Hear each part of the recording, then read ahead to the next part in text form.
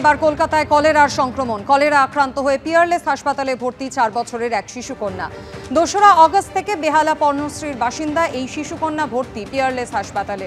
নমুনা পরীক্ষায় Vibrio colliery positive ধরা পড়েছে। আপাতত স্থিতিশীল রয়েছে ওই শিশু, জানিয়েছেন চিকিৎসকরা। এবার কলকাতায় কলেরা সংক্রমণ। কলেরা আক্রান্ত হয়ে পিয়ারলেস হাসপাতালে ভর্তি 4 বছরের শিশুকন্যা। 2রা অগস্ট থেকে পিয়ারলেস হাসপাতালে ভর্তি রয়েছেন বেহালা পর্ণশ্রীর ওই বাসিন্দা।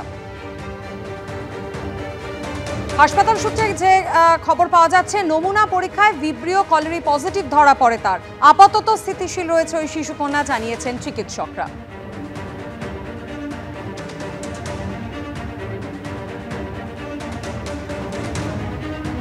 এবার কলকাতায় কলেরার সংক্রমণ। কলেরা আক্রান্ত হয়ে পিয়ারলেস হাসপাতালে ভর্তি 4 বছরের শিশু।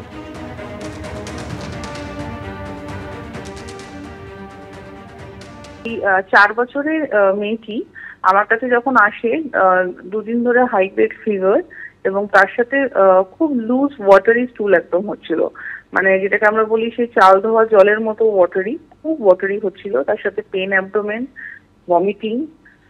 তো আমরা ওকে যখন দেখি ওপিডিতে, তখন দেখি ভীষণ ডিহাইড্রেটেড। তো ইমিডিয়েটলি এমার্জেন্সির থ্রুতে ওকে অ্যাডমিট করি।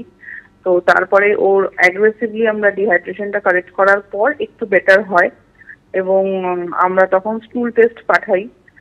তো স্টুল টেস্টে দেখা যায় কলেরা পজিটিভ এসেছে। তো তার যে স্পেসিফিক মেডিসিন সেটা আমরা শুরু করি এবং ওকে আইসোলেটও করা হয়। তো এটা শুরু করার পরে এখন আস্তে আস্তে স্টুল ফ্রিকোয়েন্সি কমছে, যদিও কলেরাতে একটু সময় লাগে স্টুল ফ্রিকোয়েন্সি কমতে। তো সেটা এখন আস্তে আস্তে দ্য পেশেন্ট ইজ ইমপ্রুভিং। এটা তো মেইনলি জল থেকেই আসবে। হ্যাঁ, জলের কোনো কারণে যদি জল কন্টামিনেটেড হয় তাহলেই হবে সেই ক্ষেত্রে। আমরা কলেরা তো খুব কম পাই, এখনকার দিনে খুব একটা পাই না। আমার আন্ডারে আইসিইউতে ভর্তি ছিল 6 মান্থ আগে একটা ছোট বাচ্চা, যাকে পেয়েছিলাম সেটা খিদিরপুর এরিয়া থেকে, আর এটা পেলাম বেহালা পর্ণশ্রী থেকে। ভিন রাজ্যে বাংলা ভাষীদের ওপর নির্যাতনের অভিযোগে এবার নতুন মাত্রা যোগ হলো। এর আগে মালদার চাঁচলের পরিযায়ী শ্রমিকের পরিবারকে এমনকি শিশুপুত্রর ওপরে অত্যাচার করার অভিযোগ উঠেছিল দিল্লি পুলিশের বিরুদ্ধে। আর এবার দিল্লি পুলিশের বিরুদ্ধে বাংলা ভাষাকে বাংলাদেশি ভাষা তকমা দেওয়ার অভিযোগ তুলল তৃণমূল কংগ্রেস। ভিন রাজ্যে বাংলাভাষীদের উপর নির্যাতনের অভিযোগ তুলে পথে নেমেছে তৃণমূল কংগ্রেস।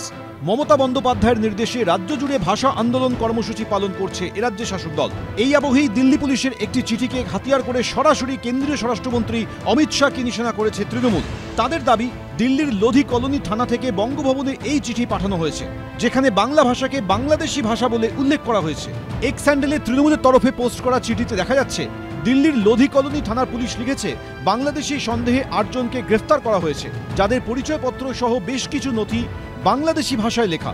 তদন্তের স্বার্থে সেই বাংলাদেশি ভাষার নথিগুলি হিন্দি ও ইংরেজিতে অনুবাদের জন্য অনুবাদক প্রয়োজন। সেই অনুবাদকের জন্য দিল্লির বঙ্গভবনে এই চিঠি দিয়েছে দিল্লি পুলিশ। সেই চিঠি এক্স মাধ্যমে পোস্ট করে তৃণমূল লিখেছে, এটি কোনো ভুল নয়, এটি একটি পরিকল্পিত অপমান। বিশ্বব্যাপী 25 কোটিরও বেশি মানুষ বাংলা ভাষায় কথা বলেন। ভারতের 22টি সরকারি ভাষার মধ্যে বাংলাও স্বীকৃত ভাষা। এটিকে বাংলাদেশি বলা ইচ্ছাকৃত অপমান। বাংলাভাষীদের উপর নির্যাতনের অভিযোগ ঘিরে এমনিতেই তপ্ত রাজ্য রাজনীতি, তাতে নতুন মাত্রা যোগ করল চিঠি বিতর্ক। এবিপি আনন্দ।